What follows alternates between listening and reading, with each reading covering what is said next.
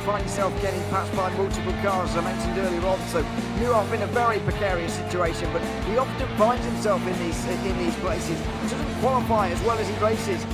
Up front, they are getting with Lee Aberdeen and Luca Varani, not very far apart at all here.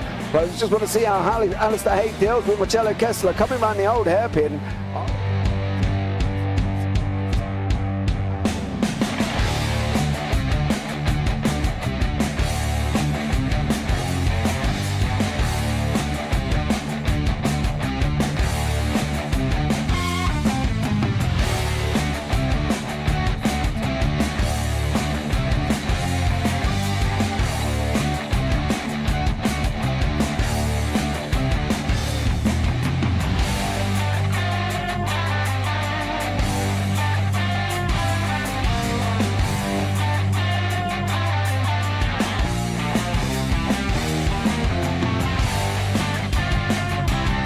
I would say it's not the best decision they've ever made, just not having done that under the safety car, really.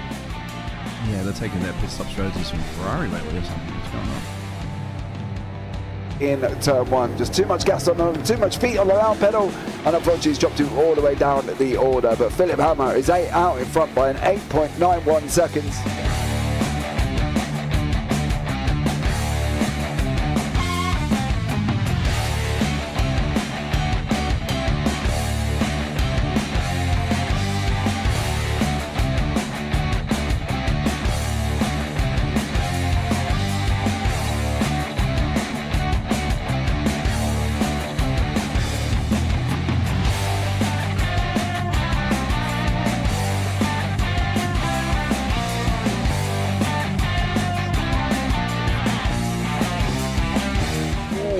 Dan Michael is a wall there, sir.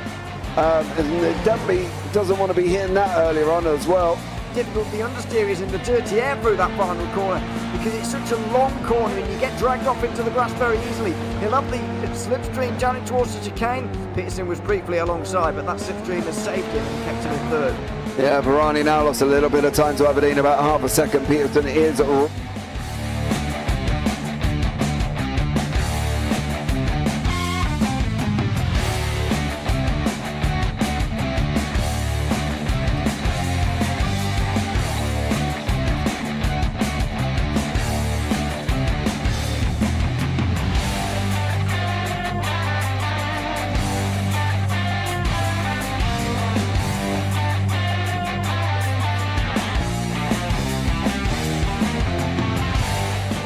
Pike's pushed Morton forward up ahead.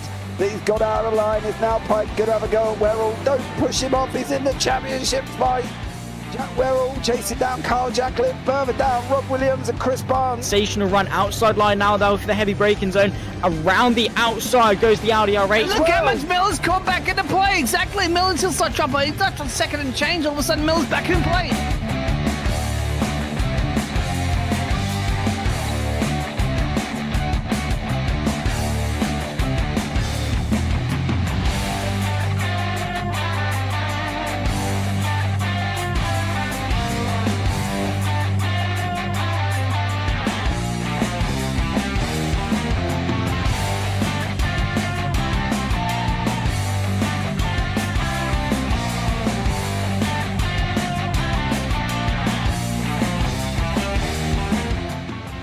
Moving on to the back end of Phil Jocelyn. So there's been a lot of movers and shakers in this first 2 laps here for race. Absolutely serious racing league. Everybody's allowed to have fun. Yeah.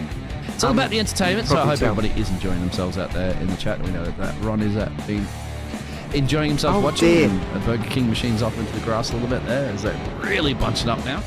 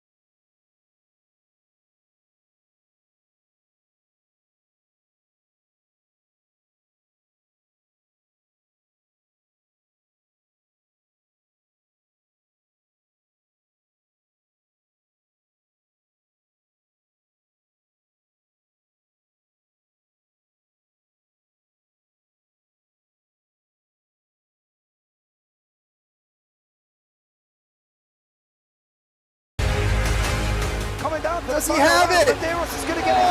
Medeiros is going to Haven't got it! He's on the outside line though, going into the fastest corner on the circuit. Surely this can't work. Dominic Ligner has got a sensational run outside line now though for the heavy braking zone. Around the outside goes the Audi R8. Look how much Miller's caught back into play. Exactly. Miller's still such up. He's touched on second and change. All of a sudden, Miller's back in play. Can Barry do it? Big Barry's going to do it. Big Barry!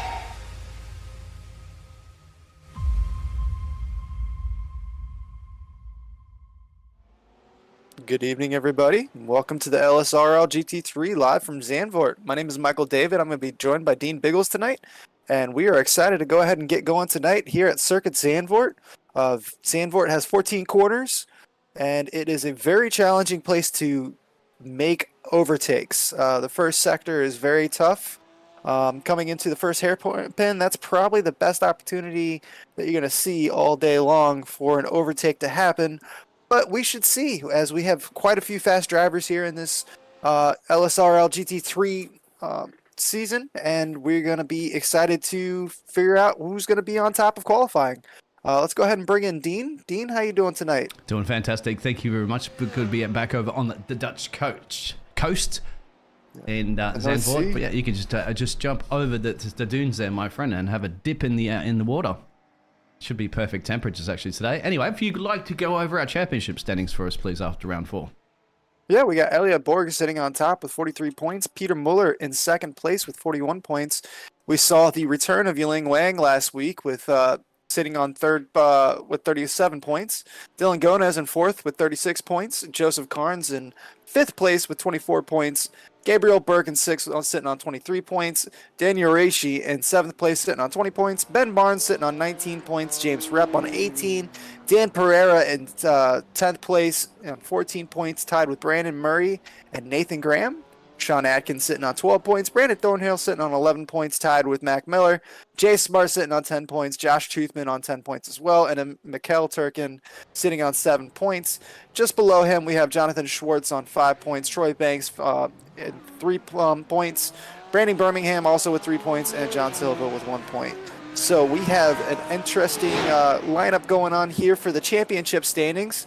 Biggles, we were talking about this before the race started here. Backmarker Racing, White Gold Racing, and SBR Motorsports all tied with 47 points. And then, of course, Wilder Graphix GT3 with 46 points. So it's pretty tight right there in the team championship standings. Even LMA Motorsports, just 41 points, just 5 points off from fourth place there. So it's going to be very interesting as we go through the season here to see how these teams championships really are going to unfold here. Absolutely, certainly tight at the business end of, as you said, the team's championship at the moment. We're looking currently at Jay Smart, who has been the quickest during this practice session. It will be ending in about 4 minutes and change. As I pull up the race information just there for everybody to can see there. 22 thousandths of a second, just a bit quicker than Elliot Borg. So that could be a sign of things to come, couldn't it, Michael? Oh yeah, I think this obviously the Porsche is going to be very strong here tonight. The Audi with Elliot Borg definitely going to be quick as well. We know how fast Elliot is. So should be a very interesting race. It is going to be tough, like I said in the intro there. It's going to be tough to overtake here. It's not a very wide track. Obviously you can go too wide around the entire track, but it's just the racing line, the corners, they don't really lend to very many overtaking points. And then of course, coming into 13 and 14 here, the big bank corner, this is where you can gain a lot of traction, a lot of speed here coming out of turn 14, going all the way down that pit straight there. But like you said, very close here at the top of practice. Yeah, Elliot Borg that we are currently riding on board with the Wilder Graphix, and make sure you get out there and visit the Wilder Graphix, one of our sponsors here at Lightspeed Racing League for the GT3s. And yes, the sponsors you saw, if you didn't see the ad at the start, make sure you do visit it, because they do some fantastic work, mate. If you want to get graphics done, just about anything, I think that you can stick graphics to, they'll get it done. Yeah, I think their Wilder Graphix Audi right here that we're riding on board with is a great livery. I love seeing it. The blue and the orange, the black looks very sharp in my opinion. And of course, we got the Porsche coming through behind there. I saw that Porsche, that livery in Trading Paints the other day. I almost thought really? about picking it up, actually. Which one was it? It's the half McLaren, or the half Golf, I mean. See if I can find them currently at the moment, because you do can't have remember who's running. Jonathan, there's Sean Atkins. I think it's Sean Atkins here. I think it's his. Yep, there we go. Yep. Yeah, I saw that the other day and almost picked it up. I think that looks very sharp with the matte black. Yeah, But I got a it's the soft golf livery, isn't it? For Yeah. sure. I have a thing for matte black and then a bright color on top of it, and then just like having the other half be that golf livery. It just looks very sharp. You know, I was talking to somebody the other day about why why not have the pace car, safety car as your livery? Wouldn't that throw people off in the game when you're I driving? feel like I've seen that. I think I've seen that in GT4 racing where they use Troy Banks getting a little wild out there in the back in the lone Lamborghini coming out of turn 14. Second time I think he's done that too, under the practice session, of course. It's a good time to get it done, but I'm not sure if he got out on the grass there on the exit or not, but he shot right towards the inside there, coming down the pit straight. That's definitely going to leave a mark as we follow Mikhail Turkin coming through here. that's another thing too, just to let everybody know, it's been announced that there's no more cars changing in the season, so whatever car you've elected to choose with now, that's it. I'm stuck with it. So take it out to dinner and buy it some flowers. It's going to be your baby for the rest of the season. In the chat, hello everybody. We'll be reading the chat as we go along. That's what we always do here at the JP Broadcasting Network. We engage with the audience so that we're not just crofty and so forth sitting up in the box set, but again, too busy. Ask any questions you want. Michael and I will be happy to answer them to the best of our abilities. Practice session just about to end in just under 10 seconds. Let us know if the audio levels are all good to go as well. I have a ear infections, multiple ears, and one of my ears at the moment is currently pretty much semi-blocked, so if the audio is off a little bit, that's because I can only hear half. I'm sure we can get this all figured out, Biggles. I hope your ears definitely feel better for you, though. 135.946 right there at the end for Elliot Borg. So he jumped to the top of the timing towers for practice. Now we're going to go into qualifying. Our qualifying is a little bit different in this league than most. This is new to this season, but if you're following along and you're new to this, the LSRL this season, what we're going to do is we're going to go through a full qualifying session, and then at the very end of that qualifying session, we're going to reverse that grid. If you qualify on pole, you will be starting from the back, but it comes with the caveat of gaining 3 points. If you qualify second, you get 2 points, and if you qualify third, you start third from the back, and you gain a free point. So it does give these drivers a little bit to fight for. Obviously, we don't want to see anybody sandbagging out there. We want to see these drivers coming out and putting the best lap down that they can, but it also adds to the fun of the race because we get to see the likes of Elliot Borg moving through the field. So it should be very exciting here. Obviously, we're coming into the beginning of qualifying, so not sure who's going to be taking pole tonight, but let's go ahead and follow along Elliot Borg here on his We're going to lap. ride on board, so Michael can give us a nice little hot lap from Elliot Borg's perspective. He's going to be riding shotgun with him, and I like that little sandbagging thing you mentioned there. Was that, I don't know if that pun was deliberately intended, of course, because there's a lot of sand dunes around here. The Anyway. Netherlands, Zandvoort, famously sitting on a national reserve, I guess you would call it, a nature preserve. As we come through here, coming through 14, this is going to be a huge corner here. Looks like Elliot got a very nice exit out of 13. He's able to hold the pedal to the metal down through turn 14. Coming down the pit straight here. Wait, then hard on the brakes. Drop it down in the second gear for Elliot here.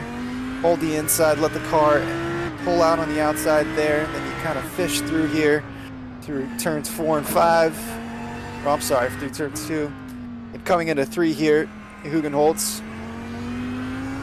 Another hairpin. sector here through 4 and 5 and 6 and 7 is all flat out up until you get to the top of the hill. The rear end of the car starts to feel very light. You got to be very careful here. You want the front end to grip, but it's so easy to lose the rear end there. Back on the gas. Drop it down to the 3rd gear here for this right-hander. And then we have another series of, well, they're not quite hairpins, but they're pretty close. This is definitely a tight left-hander here. Turn 10, you want to come in and then get the exit it all the way out on the curbing here. Elliott Borg performing perfectly. Bring the car into the left side of the track here. Hard on the brakes coming down the hill for the quick turn right-hander of 11 into 12, which is yet another hairpin. Get your good exit out of here. Then 13 is going to be epically important here. The exit out of 13 in 3rd gear. Drop it into 4th gear. Keep on the gas all the way around, up into 5th gear, through the DRS zone. Obviously, these GT3 cars don't have DRS, but down the pit straight, and that is a green, purple lap there. To the top of the board, 135.853, full second above Dylan Gonez there, coming through in 2nd place. But we're going to get quite a few more times coming through the board here. That was just the first lap. Elliott Borg putting down a banger lap, and it was absolutely stunning. Yeah, and we were right on board with that first lap that he did. As you said, some of the other drivers are still going in the process of doing their laps. Some of the drivers with their laps. They got a little bit of time, 11 minutes of qualifying through at the moment. 4 minutes of qualifying, 10 minutes remaining. There's another Walter Graphix. Joseph Carnes here. Jay Smart's looking quick. Where is Jay Smart? I've lost him for a second. Here he is. There he goes. Yeah, see the purples. 2 purples for the first 2 sectors. Let's see if the Smart Racing team can be clever and get that car across the line quicker than anybody else. He goes purple in the final sector. Is that going to be fast enough, though? Oh, 2/10 off. Wow, Elliott Borg really putting in an absolutely flying lap there. 135.853 for Elliott. I believe his fastest in practice was a 135.956.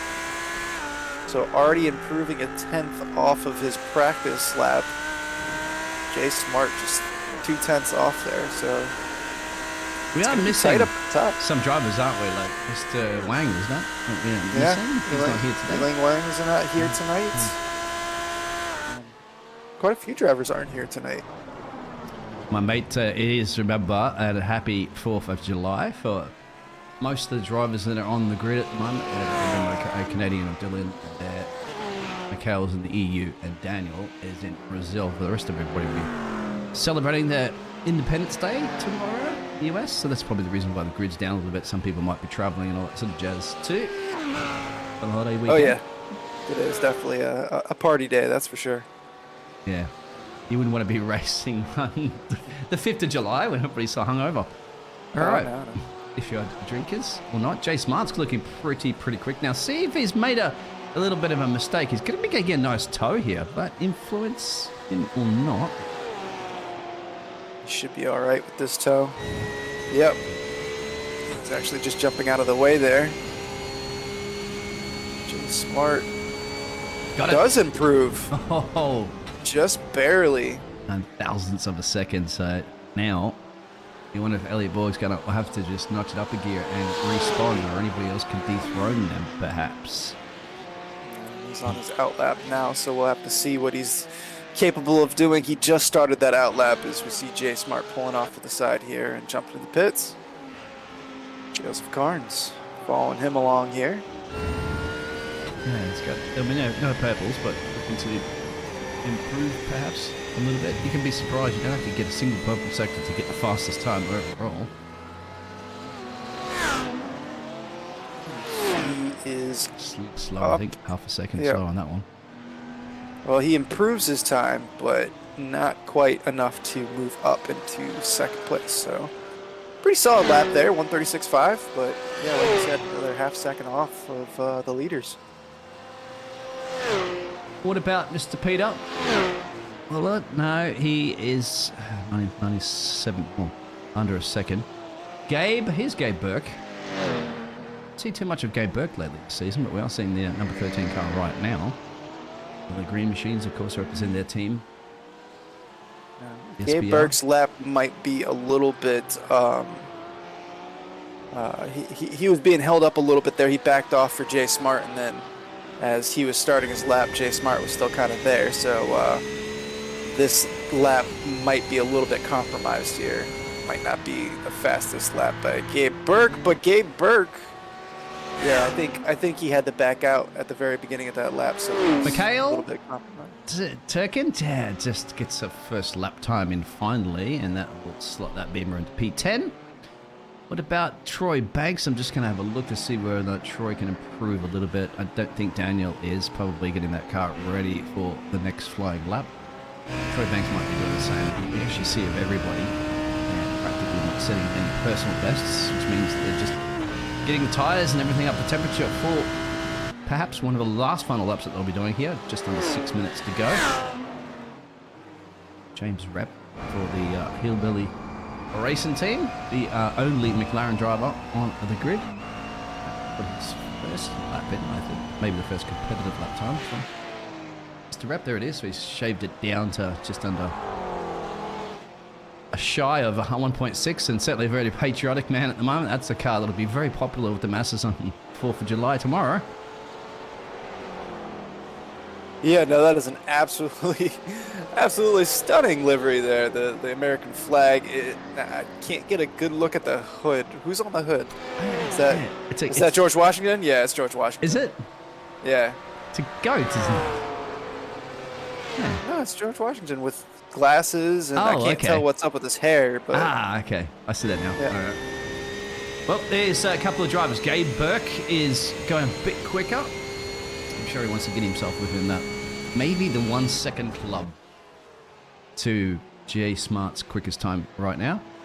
He's able to improve, but not quite enough to really move up the timing tower. Still about 2 seconds off the 1:35.8 that Jay Smart put in. Daniel Reish. But Daniel improving a couple of mini sectors. This is for the Black Gold Racing. That's what the BGR stands for. You can't miss it, black and gold. Kind of reminds you of the old Benson and Hedges kind of livery-esque back in the day of Eddie Jordan's team. It was back in the 90s, right? It was the 80s. 80s, 90s, yes.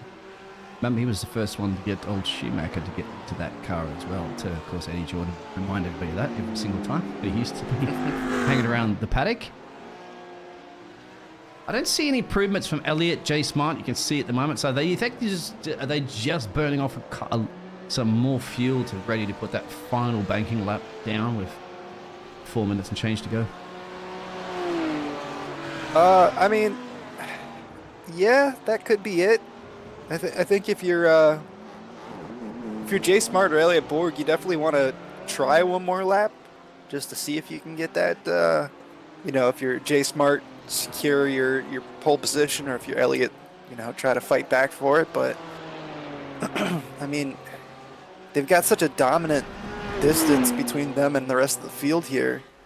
I don't think they're too concerned. Obviously, it's just going to be a battle between the two of them who actually gets pole. For Tash out there in the chat, definitely looks like a goat. So, Biggles, you're right. You got somebody to agree with you. Oh, well. I'm not saying you're wrong. It could be Washington as the GOAT. We can agree on that one. There's your track temperature at the moment, 34 degrees Celsius. That should be quite good there for the cars. Overcast one, it's always overcast on the Dutch coast. And a little bit of a lower headwinds, tailwinds, not quite sure. Would affect the drivers of their own light cars, perhaps for the Formula One racing that you do have here at a Lightspeed Racing League, but that's on another day. That's actually going to... I'm not quite sure what that's going to soon, isn't it? Look at Bathurst, is it? No. I will take a look for you. Give me 1 second. That's crazy. I have Formula One cars around Bathurst. I have seen it before. Yeah. Are they? I do know they go to Bathurst. Yeah, they are. Mount Panorama. Wow. Damn it, I'm going to miss that one because I'm broadcasting something else. I would have enjoyed that one. Of course, it's my home backyard. Oh, I love That would have been track. fun to see that. It's going to be a lot of hard work for those drivers. It'll be rewarding if you get it right, especially when you go down Conroy Straight, isn't it? Flat out through the chase. Maybe not flat out through the chase in a Formula 1 car, but that'd be interesting. I can't imagine that'd be a good idea. I'd have to say, I just have so many issues with the chase. no, but obviously you've got to survive the dipper and all that, aren't you? In those cars. There has been a Formula 1 car. I think Jetson Button drove one year as a little promotional event that they had. Is it Vettel and I don't remember. Vettel and somebody else is going to be driving the Nordschleife? Yes, in a Red they Bull. will be in it. Yep, that's right. And he'll also be bringing his cars. I think the Vettels got a couple of Formula 1 cars to the Goodwill Speed Festival where they climb up the hill for that one. But that's just really straight up through a couple of turns. And a little of a snap of the nose steer from Jay Smart out of the final corner. That has been catching some of the drivers off. Not going to improve, but I think he is not under any severe threat by anybody at this point. It's just It really depends on what Elliot Borg is able to do. Elliot Borg is on track here.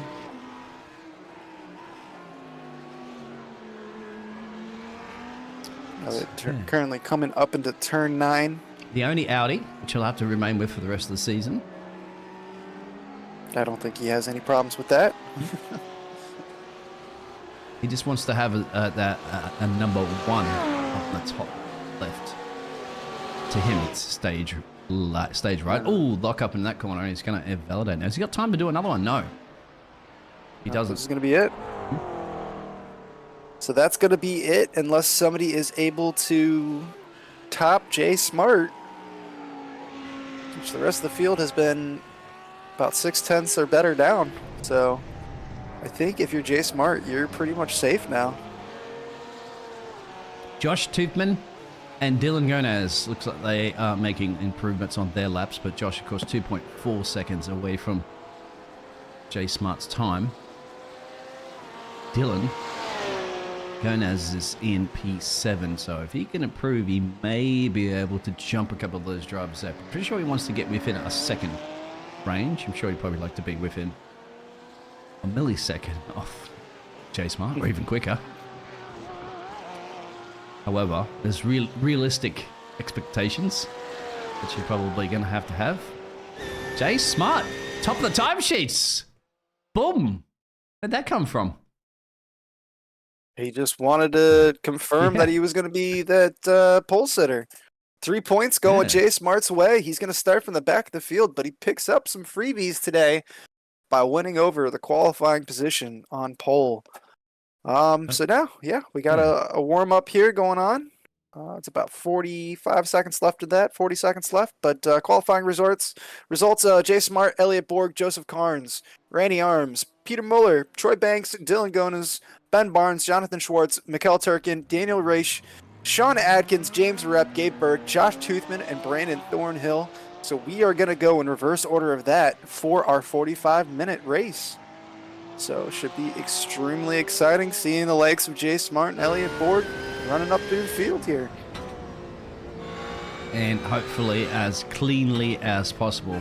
You do get one fast repair, so if you do make a boo-boo, no problems. Easy to do here.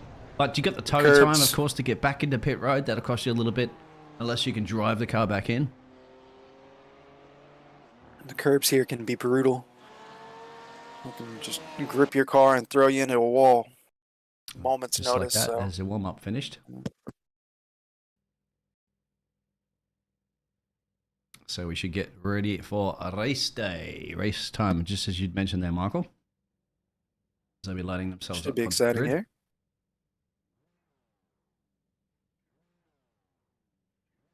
It's a beautiful, beautiful area. I'd love to go to Zandvoort one day just to see the whole area, see the North Sea, see the track, obviously, but all the dunes and everything. It's got to be so pretty up there.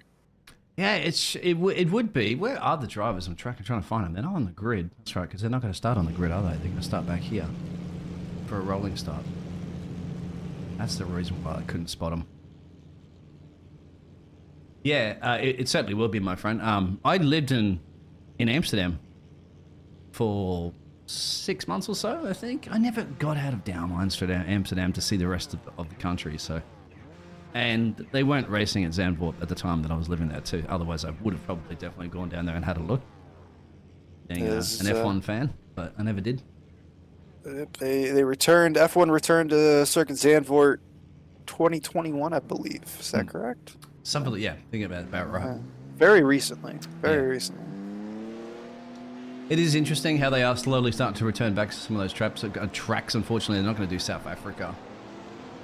That one they were looking at returning to. I mean, South Africa itself has got a lot of problems of electricity at the moment, haven't they? Like, they have a lot of rolling blackouts, apparently, I hear from a lot of people that are living there at the moment. They're probably not the best Formula 1 race there, even though they've got generators and stuff like that, but still. You know, the people are going to ask their governments, aren't they? Hey, you know, if we have rolling blackouts, yet we have all this money to host a Formula 1 race. Come on. Yeah. Fix ourselves first. Formula 1 doesn't pay you to come to them. Okay. Anyway, what are you going to be doing at the moment? Green flag, over to you, Michael McCall. The restart of round 4 here. Let's be Racing League GT3 series. Brandon Thornhill is leading us off, and as soon as he gets that green flag, we'll be good. And here we go. There's such delay. There We have. I'm not sure what happened here. Are we green? We're not green yet. No, we're not. Are we? Nope, we're not. Was this just a warm-up lap then? It must be maybe an entire lap they're going to go around. They're just playing with us. But why wouldn't they start? I why know. wouldn't they start behind the safety car?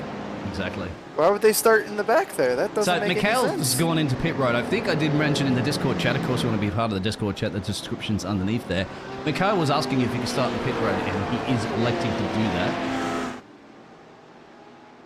So you can. Just means you got a bit of catch up to do, but again, you can also avoid a lot of collisions and accidents by doing it. Now they're definitely going to go around, just so that they get a little bit of an opportunity for them to look at those lovely liveries.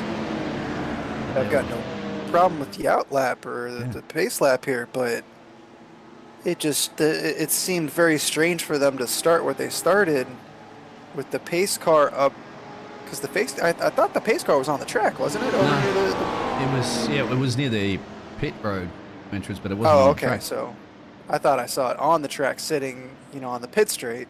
That's what threw me off. It's I can't remember his name now, isn't it? It's Barney's brother. Drives that. I didn't know Barney had a brother. Barney has a brother. just who assumed drives it the was pace Sig. car. I'm making it up, but if enough people start turning, we can turn that rumor into truth. Yeah, sure. Or we could just call him Burt Mylander, I guess. Just call him Burt. Well, Barney's Barney and brother Bert. Bert. There you go. Yeah, there you go. Now we should be getting ready. As you can see, the drivers are starting to weave there to get the tyre temperature. It is a goat. Look on James's car. We got to get a better picture. We got to get a close-up at that hood. Watch my GoPro camera, guys. Make it easy. Yeah, you can see it there. Just. Anyway. James, go There's park the on pace top car. of that GoPro. There's the safety car. You're right. So they've just See, caught it. I swear I saw it on track. I think it's Parks Michael's sharp vision there. I completely missed it. But it'll peel into pit road. Then we should get green. See, the lights aren't on the safety car, so indicates that we'll go into pit road.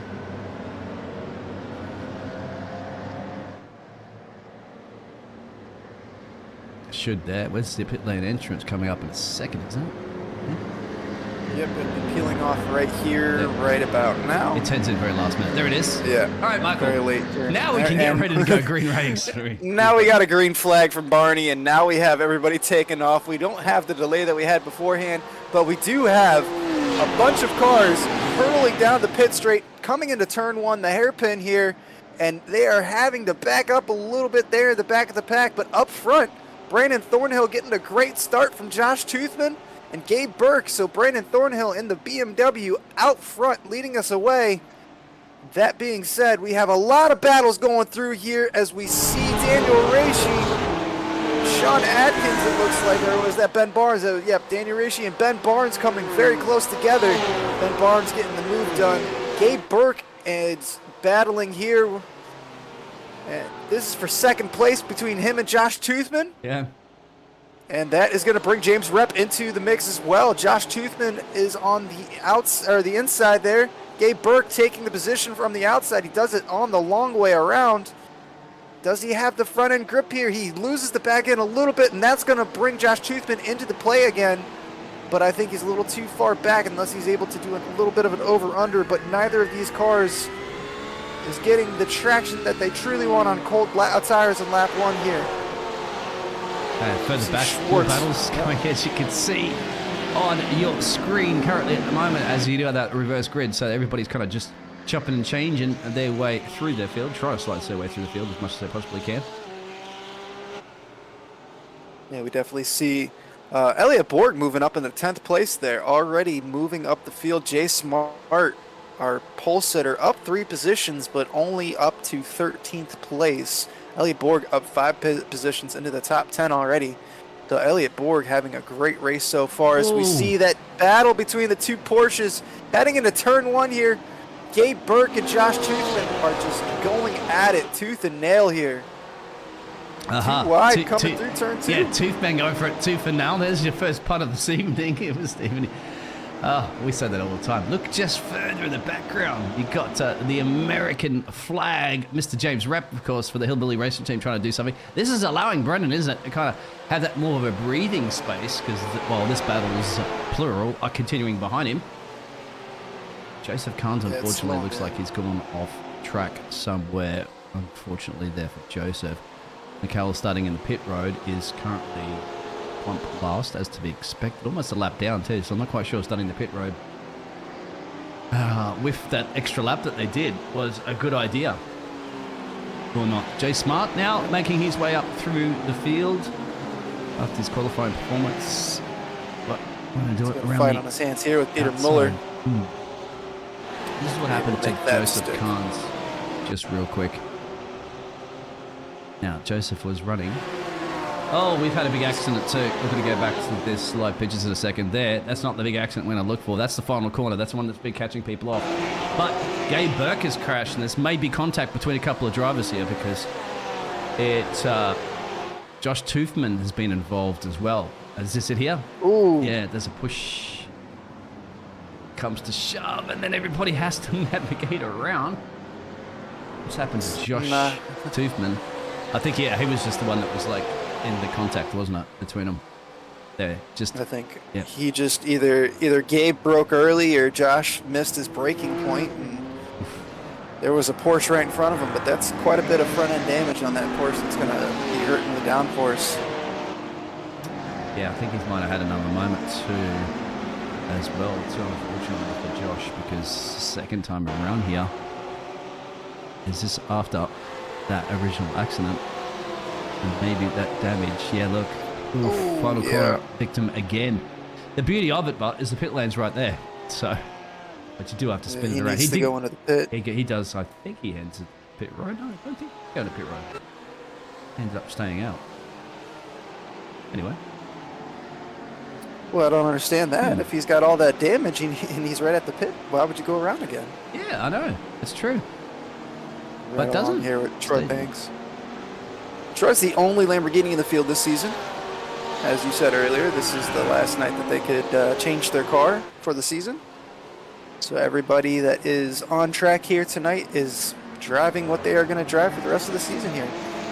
But Troy Banks quietly having a pretty solid night here, up in the 7th place. Can you? That black, I call it the Vanta black kind of thing that one absorbs 99.9% of all light. You wouldn't want to be driving that thing around at night time without your lights on, for sure. You'd be able to see it. You're looking into a black hole. It's a very, very nice looking car, though. Kind of reminds me of Batman. Yeah, the Batmobile. That's right. I think we said this before in the past, haven't we? For sure.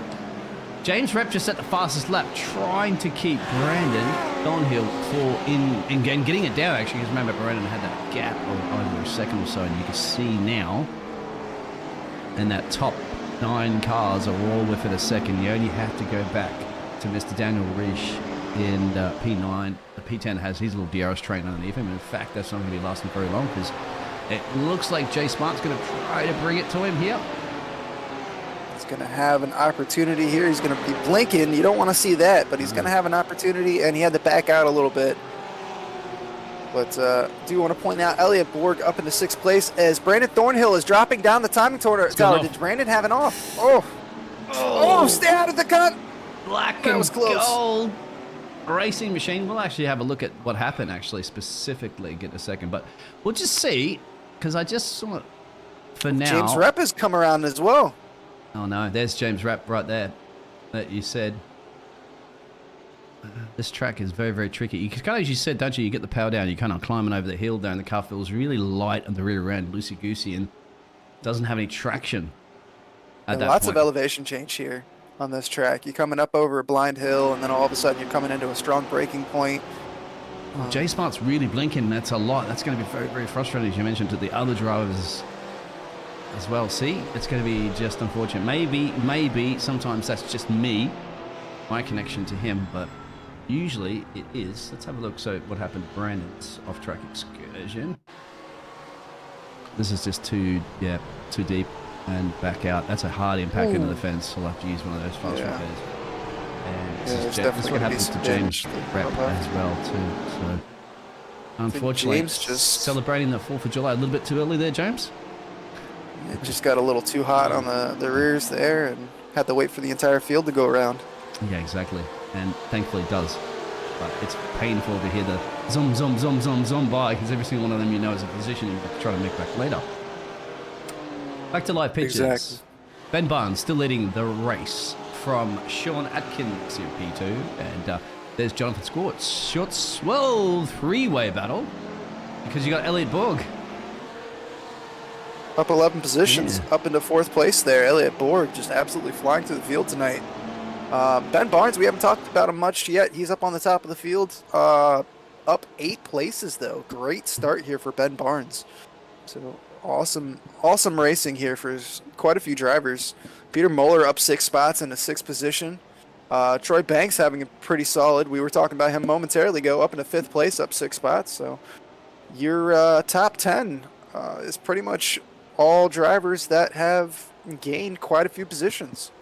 So if you're not in the top 10, it's a little bit rough for you tonight, I guess you could say at the moment. With currently at the moment 36 minutes remaining of our 45-minute race with the reverse grid, and that's happened to Daniel. Just dropped a couple of places there. Actually battling out Randy. We haven't actually seen Randy's car yet. I do like that rainbow Apple computer. Yes, it is. Powered by the Apple II. It is dead. I missed Randy's. Did Randy just join for the race? I'm not sure. I'm surprised you completely missed that car during. Yeah, he was here for qualifying. He qualified he was 4th fastest. Sorry about that one, Randy. I do enjoy that livery quite well. We're going to have to go further back in the field there and just enjoy Jonathan's livery, because putting some pressure there on the back of Elliot Borg, and also there's Mr. Banks, Troy Banks, you said, for the black Batmobile. Jonathan also sporting a bit of a red, white, and blue patriotic livery this week with the WeatherTech. Yeah, right on board. It just seems so smooth, this Lamborghini, doesn't it? It feels like it's barely any body roll in it. Glued to the track. It's got so much grunt coming out of the corners too. That's the only thing, isn't it? You tap the loud pedal and then take the easy part. Otherwise, you just slip at that horsepower as soon as you get on. Gingerly press it. I wish iRacing had the Bentley. I haven't played ACC in a long time. Yeah, that's right. It does. I was about to say, don't they? But then I forgot it's only in the ACC. I've just always enjoyed driving the Bentley for whatever reason in ACC. Because you want one in real life too.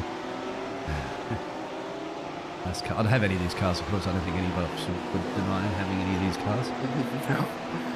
No, I don't think I would complain about having any of these cars. I think Even I would if have you to don't like complain the car, about the fact you would sell it and buy a house. seriously. Not these days. You could buy a house with it, but close enough. I mean, I'm pretty sure you could. Depends on where you are. I mean, where I am, I'm pretty sure I could sell a Lamborghini and buy a house.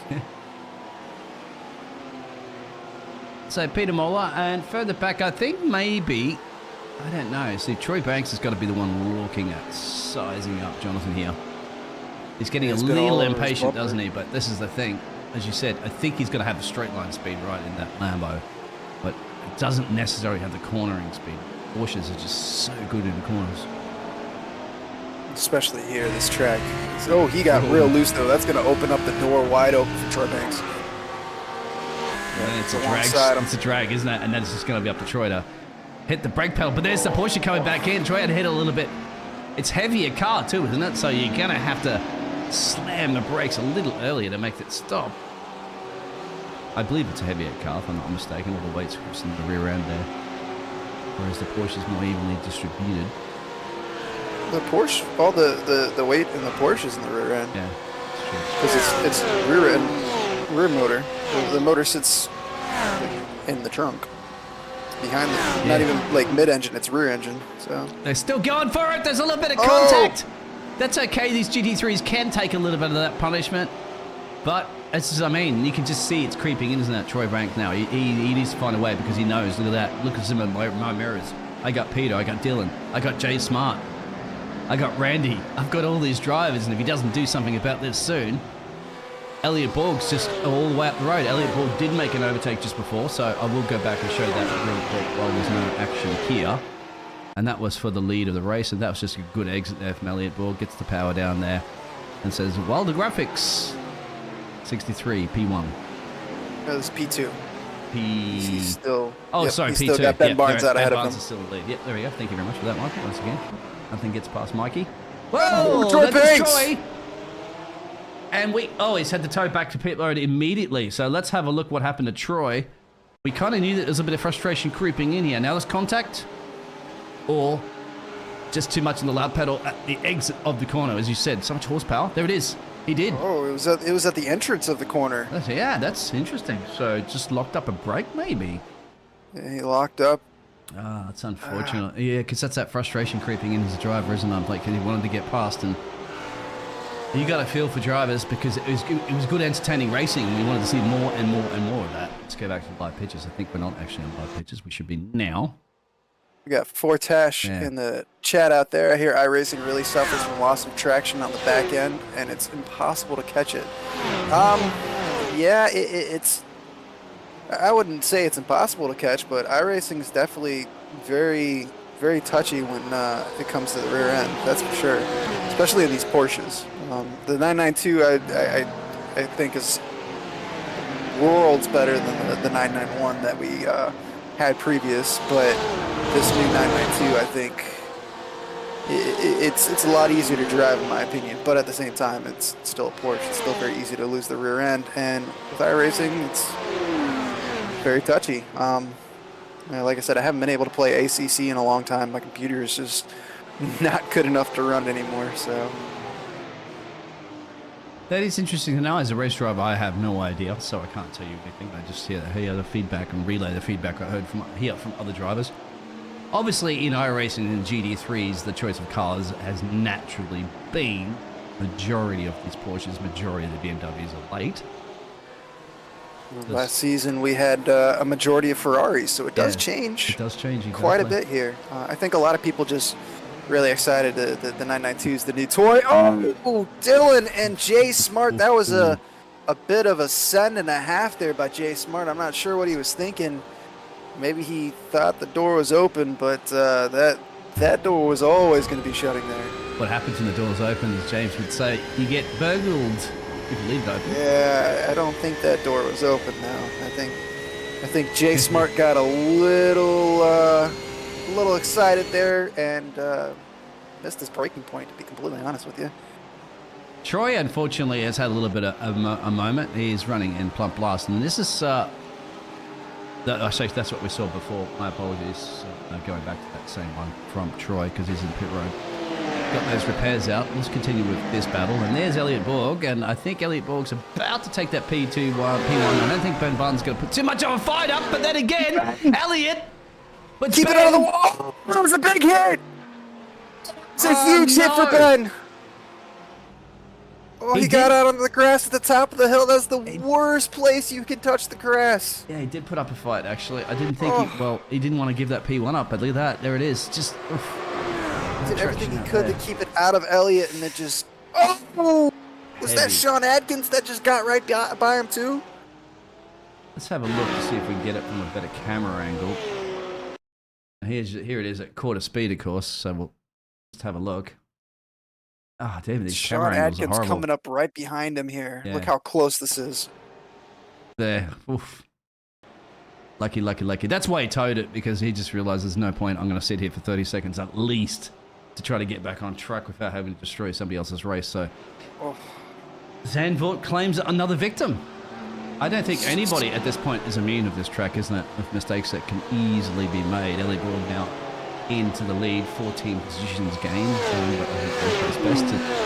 But Elliot Borg's going to be his own worst enemy if he makes a mistake at this point. I don't think anybody can catch what he's doing. Well, let's look here. Troy Banks, we saw, had a moment and just kind of had a frustration jump to the pits. Ben Barnes, we just saw have that moment. He is out after being in first place. Brandon Thornhill fell through the field after being in first place. Josh Toothman fell through the field after being in first place and having an incident while in first place. James Rep fell through the field and had an incident after being in, what? You guessed it, first place. Oh, wow. So that means first place has been a very dangerous spot for these drivers tonight. So if you're Elliot Borg, is this really where you want to be? Yeah, now we're calling it, it's not first place anymore, it's been renamed the cursed place. So be careful out there for that one. And then again, you know, we have seen it before, and that's the beauty of reverse grids. You know, drivers that are in a reverse situation, they're not used to running in the lap times of some of the drivers that perhaps are a little bit quicker overall in qualifying, you see, and then it all goes a little bit bell-shaped, as you know. What's happened here? It's my timing tells just, no, it's not. There is a battle that's between Joseph Barnes there and Mikhail Turkin. Remember, Mikhail started in a pit road as well. Currently down, I don't know why it's saying that Mikhail's down 2 positions, because Mikhail started in pit road. You should actually be well, his qualifying position would have been. Oh, that's right. Yeah, you're right. So higher up. So even though he started from the pits and he's gained a bunch of positions, he's still technically 2 spots down from where he qualified. Therefore, J-Spot making a run. There it is on Dylan. USA versus Canada. As Dylan in the black and gold racing, going a little bit out there. Just actually allows both cars to go through, if I'm not mistaken. Not just the one, actually, because it's lap traffic. That was a much cleaner opportunity there by Jay Smart instead of just trying to jump one down the inside of turn 11. That was a way better job done there. But Jay Smart up in the 5th place, up 11 positions. Aside from that one incident, seems like he's having a pretty solid race tonight. Obviously, he's got those 3 bonus points for pole position. So, the damn red coat forgot to check fast repair face palm. 8 minutes of repair. Oh, Ben Barnes. Ben. So you're the darn red coat, Ben. I did not know that. Thank you for sharing that. Oh, no. That's why Ben is sitting in pit road there. Well, we can't really see in pit road at my front. Are you actually out and retired it? I think he probably has retired. I mean, 8 minutes of repairs. That is just, face palm. You are correct. Oh, man, Ben, my heart breaks for you, but that's rough, man. Take a look at Dylan. Dylan Gones is under quite a bit of pressure here by Randy. He's been a bit of a bottleneck here. Not that he doesn't have pace, but this Porsche just so strong around this Circuit Zandvoort here tonight. It's just so nimble and, you know, so many just hairpins. And yeah, we're coming on the pit straight here, but this is pretty much the only true. Randy's going in. Yeah, there he goes. Wondering why we're slowing down. Perhaps he's run out of memory on his Apple II. He used to go there and reload it, reboot it. No, he's going to go back in. Mandatory pit stops or not? Yes, we do have mandatory pit stops. So that's what they're doing now. They're taking them. Yeah. And since this is a clockwise circuit, I believe they will be taking outside tires. I think they'll be taking left side tires. I could be wrong. Just see, but Randy's taking tires, so yeah, they're taking some tires. What do you think about that one, Mr. Redcoat? Out there, I think you could probably give us information about that. What would you be doing?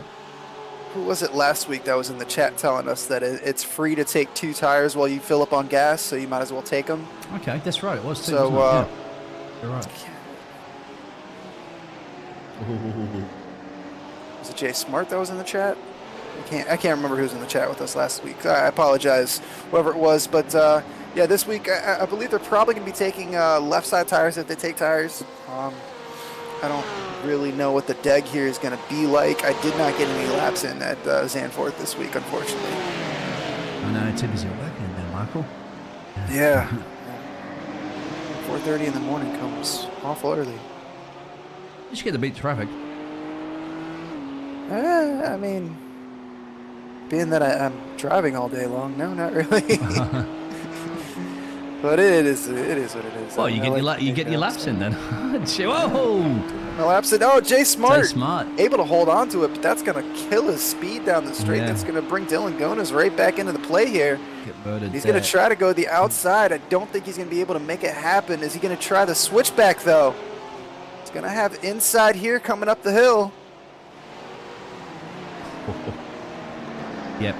Lifts a little bit there and allows that through, which is fantastic because it'll give us an opportunity to look at this battle that was also brewing here between Jonathan Schwartz and Mr. Peter Muller. Peter Muller's having a great season so far this year in that Porsche. Looks like he's trying for another podium here. He's got a pretty solid run with 22 minutes left. 22 and a half minutes left. About halfway through this race, we should see quite a few more overtakes coming through here. But been a pretty good battle here up front. Obviously, now that Elliot Borg has cleared the field, he is able to kind of get away, and he's put on about a 5-second gap to Sean Atkins here. So this is the closest battle that we have currently. Peter Muller, Dylan Gonas, Jay Smart, and Jonathan Schwartz out front. He's going to need, they're going to need to make those pit stops, as you can see. So, if anything, Mikhail Turkin has to make a pit stop too because he started in pit road. That's why it's showing the one stop there. As the damn redcoats would say out there, damn redcoat, of course, is Ben Barnes, said if you can save your tyres, you're a better driver than me. But 2 tyres may be at play here. Left's getting better. So, you're right on that one, Michael. Peter Muller trying to take it around the outside, but unable to make that stick. So if you're Peter Muller, do you try the undercut? Do you try to come in before Jonathan Schwartz does, and try to get out into some clean air and with a fresh set of left side tires and try to, make the pass happen while he's in the pits? I think so. Or do you wait from the pit? Well, because you've also got Dylan that's coming pretty close, just in your gearbox there as well too. So you have to make some sort of decision. Your engineers, if you have spotters and stuff, to trying to calculate whether you come out on track, how it's going to benefit you. To say it's definitely not going to benefit him just sitting here in this train, though. That's for sure. Yeah, it depends if you're scrubbing so much speed, isn't it? Like if you're generally doing all that times that you're comfortable with, you're like, okay, well, I'm happy to sit here. But if you could be doing, half a second quicker, and you're not, that's at the point you have to say, like, box, and then you go out and clear your head, and then you can continue to do that time you wanted to do. I think if you're Peter Muller, you want Jonathan Schwartz to come in now because that releases you to chase down Sean Atkins. You see Sean Atkins just up the road there, and Peter Muller, I think if he got a little fresh air, would be able to start tracking him down. I think he's being held up here. So, yeah, this is a big decision, like you not said. for too long, because at the moment, they did get held up. He had to lift off. And that's actually allowed Dylan for a nice attack here at the moment. There's Jonathan actually going in. I think that's probably not a bad idea because he was about to get absolutely slaughtered off the speed with these 2 drivers anyway. So there it is. And Peter Muller. Peter Muller goes too deep. He's just focused way too much on trying to correct that mistake there. He had to back out, like you said, in turn 14, which is the last place you want to back out. And look how far Dylan's already gone from that one. Just straight away. Further back up, we do have Joseph and Jay Smart. So they've made their pit stop. So this should be a nice legitimate battle to the rest of the end of the race. And just Joseph like Carnes, that too. who qualified 3rd. Jay Smart, obviously, he qualified 1st. And look at that. Randy fastest puts lap. in the fastest lap. Yeah. Randy. On those brand new tyres. I said, they just rebooted the Apple II machine and it's looking quick now. Nothing like a reboot, Just clears all your cache out there and your computer just runs better again. And talk to Randy about that. He just knows. But there you go. Back to Gabe Burke. Now, they are still having to battle before their pit stops that they have to take. So, who's going to jump on this one first? Gabe Burke, you gotta. I think you got to try for the overcut here. I think that's going to be a little bit better of an option because, especially with these Porsches, you get a little bit of clean air. You're able to take advantage of your lap time a little bit better than the undercut. But it's going to be tough here. Randy is right on the back of Jonathan Schwartz. So Jonathan Schwartz coming under pressure immediately. He's going to have cold tires since he just came out of the pits. So it's going to be a tough battle here between him and Randy. I think Randy's going to have an opportunity here coming off. If he can get a better exit out of 13, that's going to give him the pace through 14. Jonathan Schwartz won't be coming into the pits this time.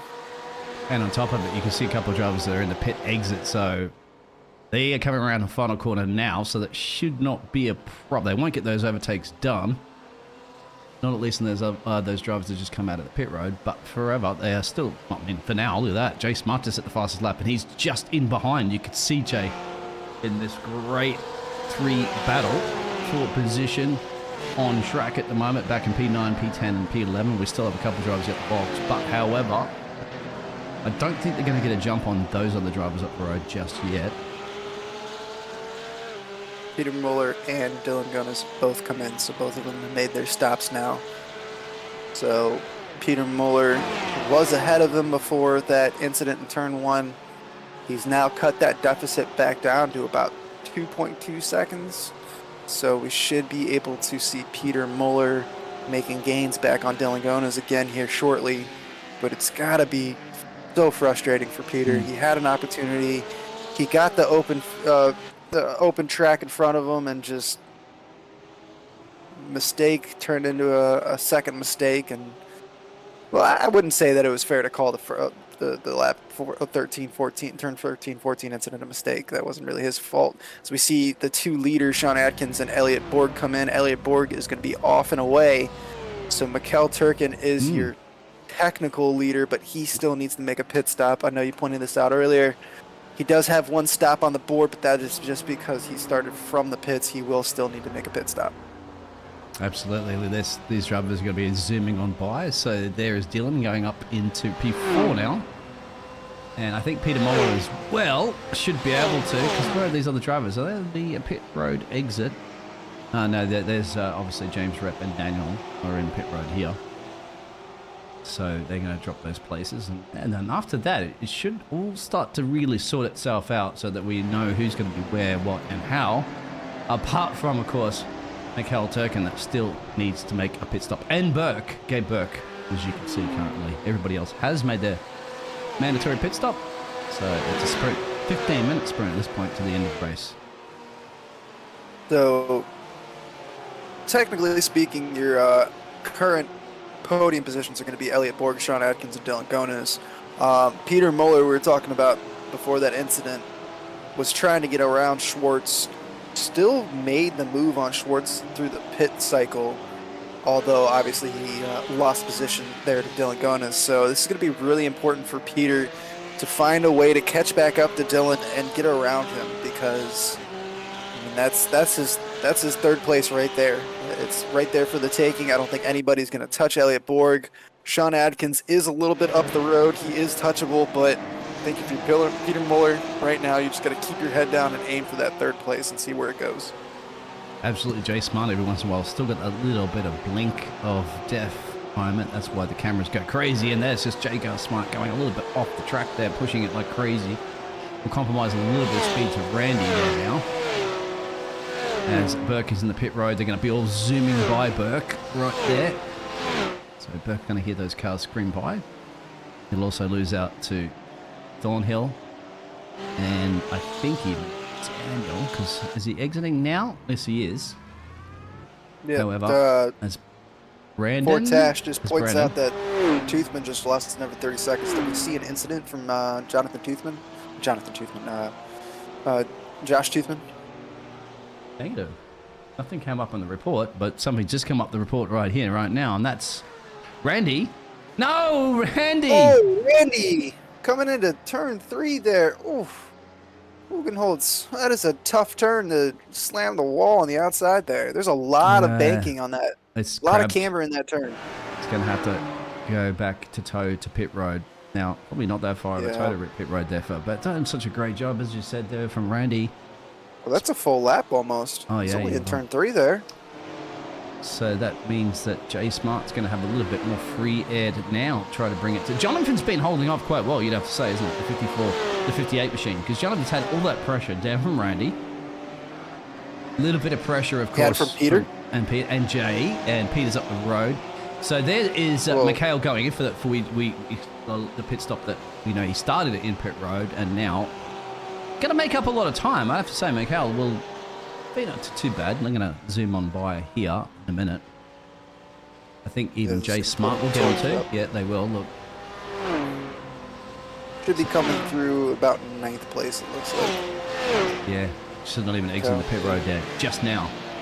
And there's Gabe Burke coming around, the final corner. No, he should get out ahead of Gabe. Yep, so there it is. Yeah, he should get out ahead. He went in ahead of Gabe too, so that shouldn't be too much of an issue. But now, if you look at the standings there, everybody has pit. So, yeah, we are correct on the timing tower. Once again, Elliot Borg on top. 11.5 seconds up on Sean Adkins. Dylan Gona right behind that with Peter Muller trying to hold on to him. But Dylan is really starting to defend off Peter Muller very well and starting to make some headway towards Sean Adkins.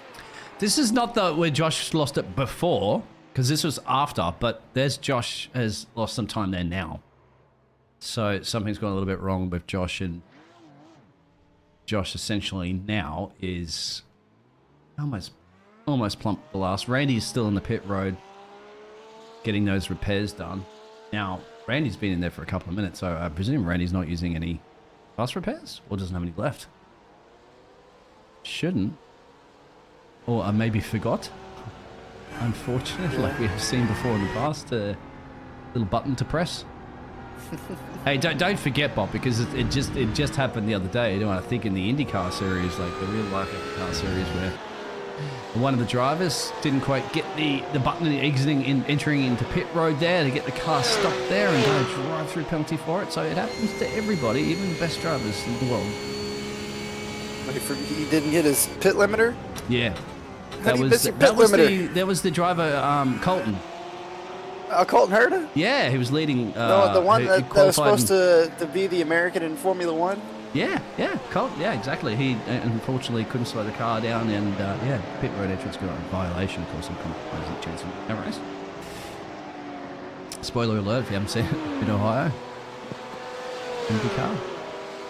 But yeah, drivers, professional drivers make mistakes. That's it. That's what I'm saying, and they get paid the big bucks, and so it happens in the virtual world.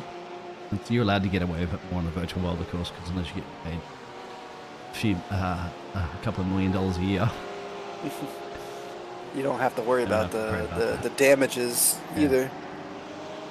These cars get very expensive when you start crashing them all over the place and banging them up.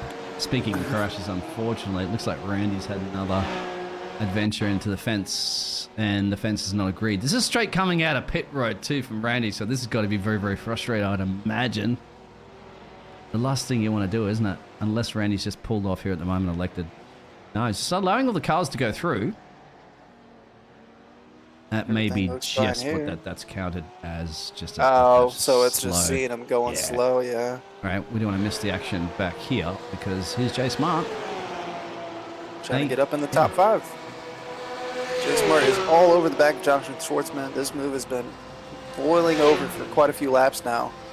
See if he's got enough to make a move on the inside of turn 1. He's too far back, so... do you think that's probably the best opportunity he's going to have is in the turn 1 there? He's got some time to study right now. Yeah. But Jonathan, I think, has been brilliantly defending And I think Jonathan can defend quite well for another 9 minutes and change.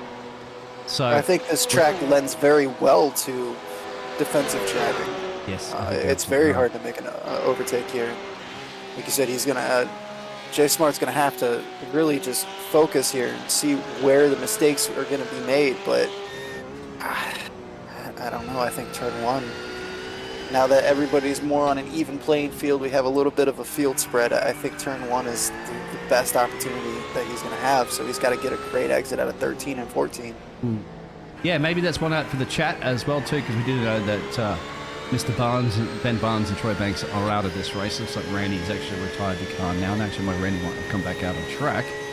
But let us know your thoughts about that as you're riding on board with J Smart. Where can J Smart get the overtake done? And also let us know if you're in Jonathan's shoes, what can Jonathan do better to defend against that? Because it's always about watching somebody get an overtake, but also interested to know when drivers what you can do as a driver to try to defend against an overtake. It's all about this exit right here. I think Jonathan is going to have an opportunity to stay ahead, but he's going to take the inside line, and that's multiple moves. I'm not sure you're really allowed to do that. I'm not sure I liked that defending. The weaving down the straight really... I'm not sure that that should be allowed. Not a steward, but there was multiple moves there, and it almost looked like he was moving slightly under braking coming into turn 1 too. Maybe a little too hard of defending there by Jonathan Schwartz. But like I said, I am not a steward. Nor do I play one on TV. I thought you were, Michael. No. Oh no, you're not Michael Massey. Okay, sorry, wrong one. Yeah, Michael David. But this is interesting because these drivers should be aware. Well, I'm not quite sure they're going to be worried too much about that, but when you are close battles on the track, that you probably will have the broadcast camera on you. So if you're going to try anything that's a little questionable, you be Ben careful. Barnes, you talking about turn 11? Sorry, I didn't mean to cut you off you're there. Right, not sure which corner it is with the sharp turn 11 right here where we just saw actually just a moment ago. You can make a move there, but it is tough as we see these cars coming around here. That's James Repp in the McLaren. Beautiful livery, but not having such a great race after being up at the front. We'll have to go back to this battle, of course. It's been brewing and still continuing to brew. If there is an overtake and we get a chance, we'll go back to have a look at that one. But this is very important for the P5 position. This could be the run. Opportunity here. He's going to have the outside line, but that's going to give him the inside run. Oh, he went way too deep. It's going to give it for Jay for trying that one. Now he's had that opportunity. He's got a better exit, didn't he, out of that corner and said, okay, all right, I can get him down the straightaway. But that, unfortunately, is compromising how you're going to go on the next one. So he's got a little bit of time. He's got 6 minutes, so a couple of laps to give it a go again, if it's not done before. Yeah, I'm going to go ahead and agree with Fortash here in the chat. Him and Ben going back and forth about whether or not throwing a move down into turn 11 is a good idea. It's definitely possible, but it's extremely dangerous. You have to trust not only yourself, but the car you're overtaking. Look at the different racing line, how the J goes out there on the outside. Yeah, right here. Turn 11. It's all about the exit here out of turn 11, though, because you can really take a wide line coming through there if you get a good exit out of turn 11. This is what they're talking about, throwing a move down to the inside here of turn 11. You also have to worry about that giant curve there, so it's definitely possible. I've seen it done before, but I don't know if you're Jay Smart, that might be a little... Actually, I think we saw Jay Smart try to do it on Dylan earlier in the race. We saw him jump down the inside there and ended up into the gravel because he made way too bold of a move. So but yeah, no, this is... I think he's a little too far away. Yeah, I think he's too far back this time. And time he does not have, unfortunately, on his side because it's 4 minutes and change. And a lap time around here that they're doing is just shy of 2 minutes. So there it is. If anything, is that bringing Carnes into play? Just 2 seconds of change in the background, you can see, but that Carnes, of course, won't have it. But Carnes will be sitting there watching this one, and I would be from his car. He's now 1.9 going, well, if they come together, bingo, he'll take that. Joseph will any day of the week, and that's what you need to be in the race and capitalize on other people's situations, unfortunate situations, if it has to be. I know Joseph is smart, Sorry, Jay Smart. Joseph is fast. He obviously qualified 3rd overall. So, Jay Smart has a really good run here coming into turn 9. Got an opportunity this lap if he's gonna make that. And here's that. He's able to make an different over-under racing line again that he keeps taking. He has to back out too far and to the end of the corner though. But it's all going to be here. We'll see what he's able to do through turn 11 and 12. He's able to keep up. Good run there. Look through at 11. Carnes now. 1 second just joining this party at the back. That's how much speed that they're scrubbing off these two. You could see. This is going to be really close. This is going to be really close doing here. everything he possibly can to defend against Jay Smart and doing an amazing job doing it. Jay Smart doing everything he possibly can in the 44 machine to find a way around. He's super close now, Michael. This is the closest he's had out of the final turn. Jonathan is taking the inside line like it's the last thing he can do. That's another. Yes, I really that's too much movement. Oh, that's going to be a big debate there. For sure, between those drivers. I'll have a look at the replay of that one in a second because, and once again, that's probably a little bit of a smile there from Joseph, isn't it? Because Joseph now is going to take that position away, but Jay Smart, but wow. Yeah, we'll have to get a replay on that, but it definitely looked like there was some movement under braking on that one. He made a late move. So here he's already tried to cover off the inside. Jay goes to the outside. Oh, this is too far back. It's too. Yeah, we have to go further back to see what happened. That was the end of the incident there. We didn't really get to see what all happened there. Well, I don't like the old rewinds, but if we have to rewind, we'll rewind a little bit. We've had to do that a couple of times before, but it's the only way to get a real good indication of this, as you said, isn't it? Right here. Yeah, so you see he's moving to the right side of the track here. Everything seems fine in my opinion here. All right, they come down, they pass Barney, and then he swerves a little bit more, but he's still staying to the inside of the track. It's not big of a deal. Let's have a look on board. But then he bumps to the left here. This time he goes to the left, and then he makes a second move to cover off. See, there's the braking. Is an under braking and allowed to make multiple moves. And look at that. Look at the steering from Jay. He's doing everything he can because he just got his nose chopped off, and there's nothing he could do there. So I definitely think there was, even on the lap we saw beforehand where he moved a couple times. I definitely think that there was a lot going on there in the braking zone and multiple moves made down the straight. So the stewards, I think, should be taking a look at that one. But now Jonathan has to hold off somebody else now too. Joseph can't. So I think all you have to do, obviously, if you are a racing driver, is just continue your racing at the end of the day and then let the stewards deal with it later on. You can review everything, put your protests in and do it. But for now, he's just going to try to defend off Joseph now. He must feel like, damn it, every single minute in this race, I've got a car in my mirrors during the whole race, hasn't he? Yeah, well, at least he only has 1 minute left to go because there is only 1 minute left in this race. We're down to 50 seconds here.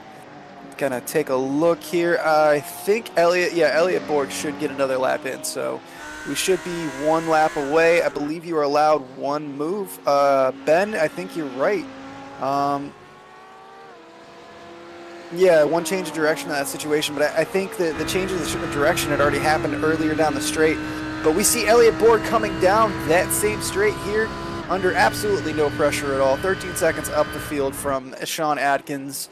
Dylan Gonas is less than a second away from Sean Adkins, so we might want to jump over to that here momentarily. Yeah, I've been keeping an eye on that, but I don't think it's enough. I think Sean should be comfortable enough to hold that for now.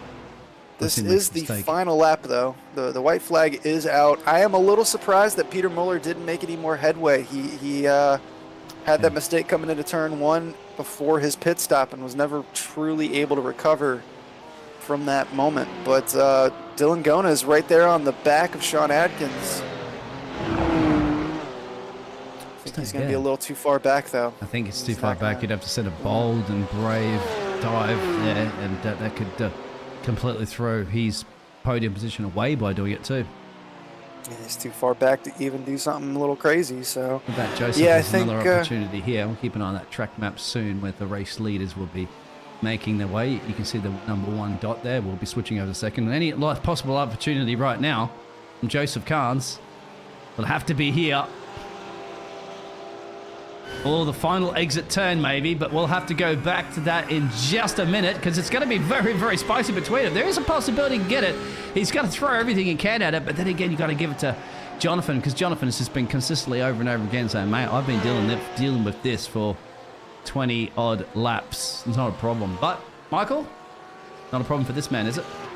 yeah, Elliott just absolutely dominating tonight, taking the pole, moving all the way through the field, and then jumping up 14 positions to take the win. So maximum points. Well, no, not maximum points. I don't think he had the fastest lap. Who has our fastest lap tonight? We'll have to figure that out here in a moment. But yeah, other than fastest lap, we do need to confirm that. Elliott Borg up 14 positions, taking the win. Sean Atkins coming through in second place. Dylan Gonis coming through in third place. Peter Muller in fourth place.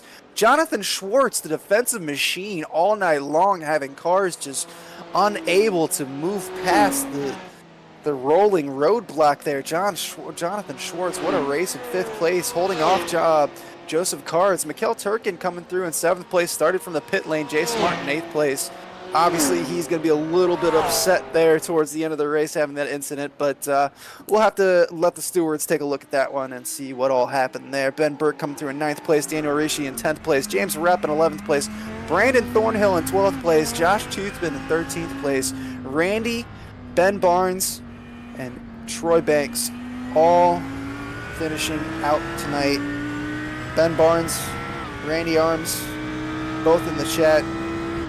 Sorry for your races, fellas. Thank you, everybody, for joining us tonight. We're going to see if we get anybody in the interview room here. But, yeah, I want to thank everybody out on the chat. And let's go through these feature results. Elliott Borg coming through in first place. Sean Atkins in second place. Dylan Gonis in third. Peter Muller in fourth. Jonathan Schwartz in fifth place. Joseph Carnes sixth. Mikkel Turkin seventh. Jay Smart eighth. Gabe Burke ninth. Daniel Reich in 10th place. James Rapp 11th place. Brandon Thornhill 12th place. Josh Toothman 13th.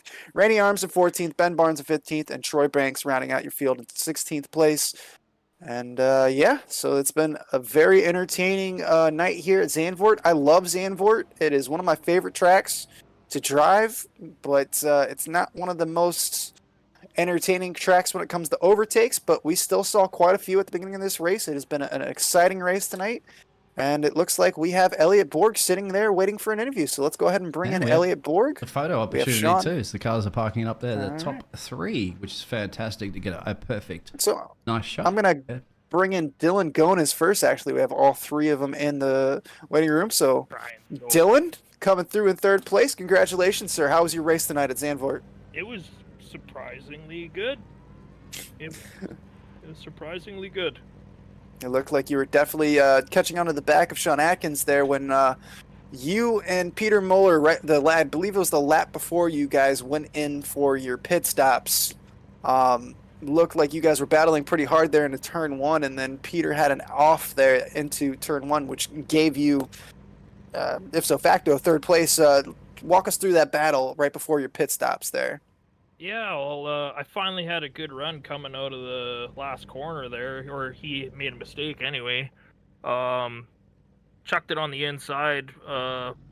Didn't even have the intimidator button checked or anything, but I broke, and then he didn't break it, and I was like, oh, that's not going to work, said unfortunately. But he had an unbelievable pass on me earlier in the race. I don't know if you guys caught that, but in that chicane, that short little bus stop there, he like passed me on the outside there. I was like, oh, there's no way he's making it, but he made it. So I was like, good on you. So it was a fun battle, and it's a really tough track to pass, and it's very nerve-wracking. So when Peter had that mishap, I had one more lap, and I must have had a hell of a in lap or something, because I jumped a lot of guys in my pit stop. Yeah, you were definitely able to jump him, obviously, and then Jonathan Schwartz, you guys were both behind Jonathan before the pit stop sequence. And after that, you were both able to come out on top of him. But, yeah, Zandvoort done, dusted. Canadian Tire M Sport Motorsport Park next week. How do you feel about Canadian Tire? You know what the funniest thing is? I am Canadian, and I have never been there. I don't own the track even, so we'll see how it goes. Well, it's going to be an interesting week next week, that's for sure. But congratulations on your podium tonight. Anybody you want to shout out before we let you go here tonight? Oh, for sure. Wilder Graphics do all my paint. They're wicked. JPBroadcasting, you guys are the best in the business. ButtKicker helps us out. Grid Finder helps us out huge. The guys over at Black Gold Racing, they took me under their wing and they treat me fine, and they're a group of awesome guys. So give my hats off to them for bringing me in. Well, Dylan, once again, congratulations. Hope to hear from you soon. And thanks for joining us tonight. And we'll talk to you soon, bud. Cheers. All right. That was Dylan Gonas. Came through in third place. We're going to talk to Sean Atkins. Now, Sean, are you here in the booth with us? I am good, sir. How are you gentlemen this evening? We're doing great, Sean. How about yourself? Man, I'll tell you what a difference a week makes, right?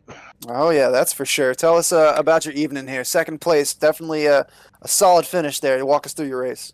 Yeah, it was pretty good, man. You know, it's a very fun track, super hard to pass. I just could not get qualifying times down, but I knew I'd have decent enough race pace.